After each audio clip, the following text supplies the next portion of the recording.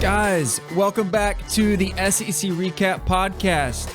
It's great to be in the SEC, especially this week because I'm coming at you with our second Game of the Week episode. That's right, there's two this week. I already put out the Florida-Georgia World's Largest Outdoor Cocktail Party Game of the Week pod. If you haven't listened to that one, go check it out. Coming at you today with Arkansas at Auburn. You can catch the article that has all the stats and other info in it on my website, secrecap.com/articles. This podcast is available anywhere you prefer to chug your podcast. If you're listening on YouTube, smash that like, that thumbs up, sub to the channel for new videos every single week. If you're listening in audio form, please head over to Spotify or Apple. Leave us a rating and review. It helps us grow the show. We appreciate it so much. And finally, give us a follow on Twitter at SEC Recap. All right, that's enough promo. Let's get into it. The Arkansas Razorbacks taking on the Auburn Tigers at Auburn. Game is kicking off at 11 a.m. Central Time. A lot of metrics have this game very close, and in fact, these two teams appear to match up really, really well this year. Auburn has owned Arkansas in 8 of the last 10 meetings, including the last 6 straight. We all know Auburn has underwhelmed this season, but Arkansas slumped in SEC play after a really hot start to the year. Both teams are 1-3 in conference play. Arkansas defeated South Carolina at home in week 2, and Auburn defeated Missouri in week 4. In SEC losses, check this out. Arkansas has been outscored 112-64. That's SEC games that they've lost. They've been outscored 112-64. Auburn has been outscored 111-61. 112-64 for Arkansas, 111-61 for Auburn. This game sets up really well for both teams to pull themselves up off the mat of the SEC West, but only one team is going to be able to earn that. So who's it going to be? Let's find out. Let's look at some stats on offense. Arkansas comes into this game with the number 44 offense in the country. That's scoring offense. They average 32.7 points per game, 488 yards, 6.4 yards a play, 75 plays a game, and about 30 minutes in time of possession. They've got 15 passing touchdowns and 14 rushing touchdowns on the year. They're very, very balanced on offense, averaging 248 through the air to 240 on the ground. Auburn, on the other hand, number 108 in scoring offense. Tigers are averaging just 22.3 points per game, 65 plays a game, just under 29 minutes in time of possession. They only have 5 passing touchdowns on the year. They've had some quarterback struggles now that Robbie Ashford's in. I think he's playing well. He's just a young QB. Not super strong there. They've got 10 rushing touchdowns on the season. They are gaining 200 yards through the air to their 166 on the ground. But when they get down to the goal line, it's very clear they like to try to punch it in there with their strong running back core. They do have 10 interceptions on the season. So in this offensive matchup, I'm giving the advantage to Arkansas. Let's kick it on over to the defensive side. Arkansas rolls in with the 115th scoring defense in the country. They're giving up 32.6 points and 457 yards a game. They have a very, very bad pass defense, allowing 315 yards. They've given up 13 total touchdowns. In the run game, they're not too bad. They're only giving up 142, but they have given up 17 rushing touchdowns. So again, in that red zone, the goal line, they are susceptible to a strong rushing attack. Keep that in mind. We'll come back to it. Auburn checks in with the number 83 scoring defense in the country. A little bit better than Arkansas. They're averaging 28.3 points allowed and 391 yards a game. pass D and run D pretty balanced. They're giving up 186 through the air. Nice little stingy passing defense there, and 200 yards on the ground. Only given up 5 passing touchdowns on the season. They've given up 19 rushing touchdowns. So passing on this Auburn defense, pretty tough, but if you can get down there to the goal line, it's very possible to punch it in. I'm actually going to lean Auburn in the defensive matchup. Number 83 in scoring defense doesn't really scare you, but that is a pretty stingy pass defense. Key injuries here for Arkansas, man, they've had a slew of defensive injuries. It's been plaguing them all season. Latavius Brini, safety, ankle, he's questionable. Miles Slusher, also a safety. He's got a calf injury, he's questionable. Malik Chavis, safety, is probable for the game. Kari Johnson, quarterback, is probable. And then Bumper Poole, that star linebacker, stud there in the middle of the field, with a hip injury, he's questionable. I think he's been back at practice maybe, but favoring that hip just a little bit.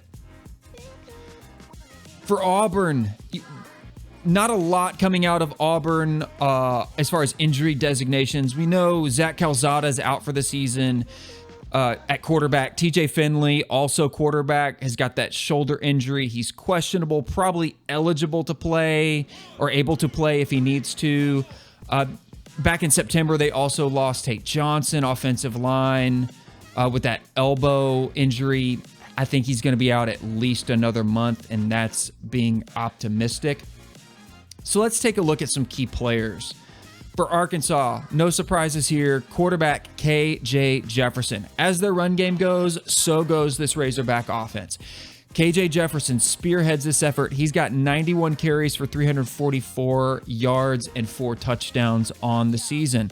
And you can't talk about the Arkansas run game without talking about Rocket Sanders.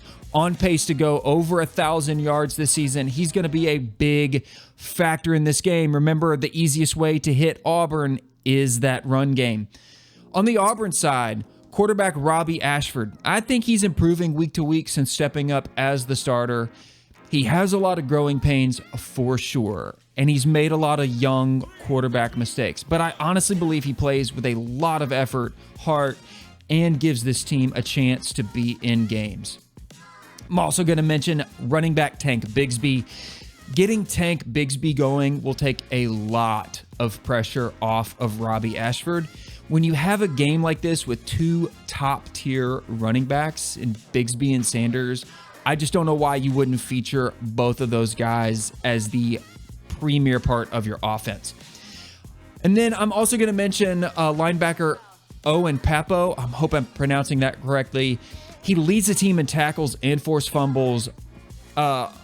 Auburn's going to need a good performance from him to control that middle of the field and control the Razorbacks' run game.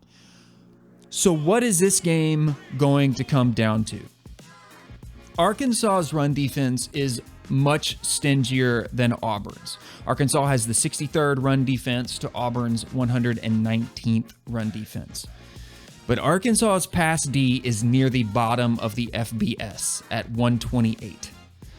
I just don't think the 63rd ranked run defense is going to scare someone like Tank Bigsby. Tank Bigsby is good enough to get going on Arkansas, and if he can, it's really going to take some of that pressure off of Robbie Ashford, and that'll let Ashford maybe hit Javarius Johnson on some routes on a super soft Razorbacks pass defense.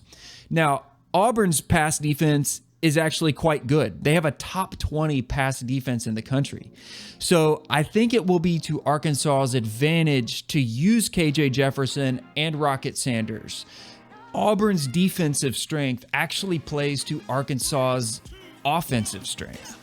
And it's just one of the reasons why I made this one of my games of the week. These teams just match up really, really well. Auburn's defensive strength in that pass D plays to Arkansas's offensive strength of that really, really strong run game. Now, there's also some intangibles happening in this matchup. There's some reports coming out of Auburn of Brian Harsin telling players that if they want to redshirt, they can either quit or transfer. And they've lost several high-profile signees to the transfer portal over the last year. And if these reports are true, it sounds like Harsin might be burning the bridge on his way out of town. Tom Green at Thomas Verde on Twitter, he's an Auburn beat reporter, got a quote from Brian Harsin when asking him about the report that he's been denying red shirts to players. I won't read the whole thing on here, but it's linked in the article, so go check that out. Again, secrecap.com/articles. This was Brian Harsin's response. Well, like I said earlier, obviously, every player that comes in, we know who has them. He's talking about red shirts. We monitor that, and we do every single week. It all goes back to what is needed and who's out there also putting themselves in position to be able to play and who can help us play. We monitor that as a staff. We continue to monitor that with guys. If they're not going to be able to go out there and play for us, and there's guys ahead of them and they're young players, if they have a red shirt year, that's usually when they're able to use it. Blah, blah, blah, blah, blah. It's coach speak. It's word salad. He's answering the question without answering the question. I have no doubt that this report is true, given the turmoil that's going on there. Look, the only way the administration could do anything about this right now would be to fire Harsin. But the AD, Alan Green, stepped down last month, and Auburn is in the middle of an AD search. I'm sure everyone connected to that search fully intends to let the next AD be the one to select the next head coach. Firing Harsin now would just make that AD search murkier, and I think they would rather get those ducks in a row first, let the season play out, then release Harsin and let the new athletic director pick his head coach. All of this to say that outside of the team and the player stats and the matchup, I'm not sure how high the morale is in that locker room right now. It could certainly be a factor on Saturday. Let's peek at the odds. ESPN's FBI actually has Auburn favored here at a 56.3% chance to win versus Arkansas at a 43.7% chance to win. But the spread favors Arkansas at -3.5, down from 4 at the time I'm recording this. So does the money line at -162, which is up from -185. The slight movement on this line makes me think that history comes back into play here, and Auburn is getting some love for being the home team, and they've dominated this series over the last 10 years. The over-under sits at 62 at the time I'm recording, with team totals for Arkansas at 31.2 and Auburn at 27.9. I don't have a strong feeling on this. I can see it just under with those team point totals, and I can also see it being kind of a boat race to 40 with these teams' defensive vulnerabilities. So my final prediction: Auburn has owned Arkansas in this series over the last decade. The players have a home field advantage and a cheering home crowd at their back. I don't doubt that players on that team and coaches on that staff are competitive and want to win. But there is a whole lot of additional noise, and I'm not talking about cheering crowds invading that Auburn locker room lately, and I don't know how well they're going to be able to block that out. Arkansas doesn't have to deal with any of that. Because of the matchup, I think this game may be close, but Arkansas is able to do just a little more with a more experienced quarterback and a lot less turmoil on the sideline. I'm calling this game Arkansas 31, Auburn 28. Auburn covers, but barely. The rest of my Week 9 SEC predictions: Florida at #1 Georgia. That's in my other featured game of the week pod and article, so go check that out. secrecap.com/podcast. You can also check us out on YouTube, SEC Recap Podcast. Missouri at number 25, South Carolina. I think it's going to end up with a weird score, like 26-20. South Carolina's a little bit better than Missouri. Missouri's offense just struggles to finish with points. So give me the Gamecocks 26-20 there. Number 15, Ole Miss at Texas A&M. I still haven't figured out this line since I recorded the Florida-Georgia episode yesterday.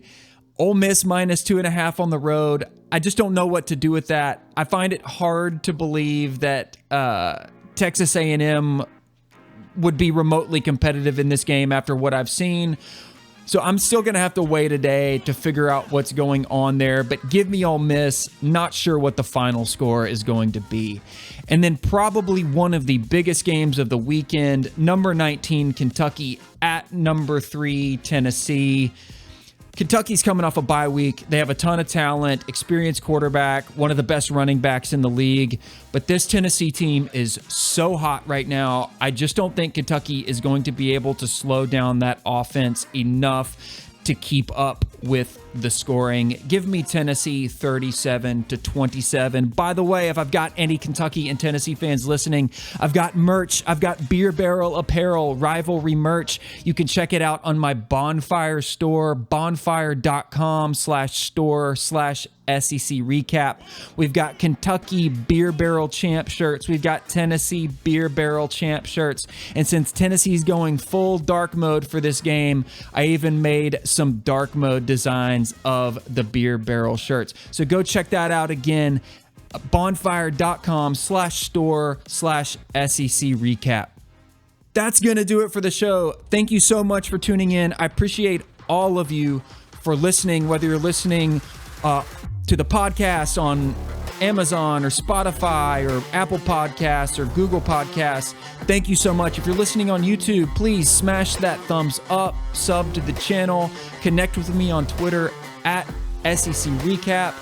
Have a great week. Guys, have an awesome weekend of college football, and I'll see you next week right here on the SEC Recap.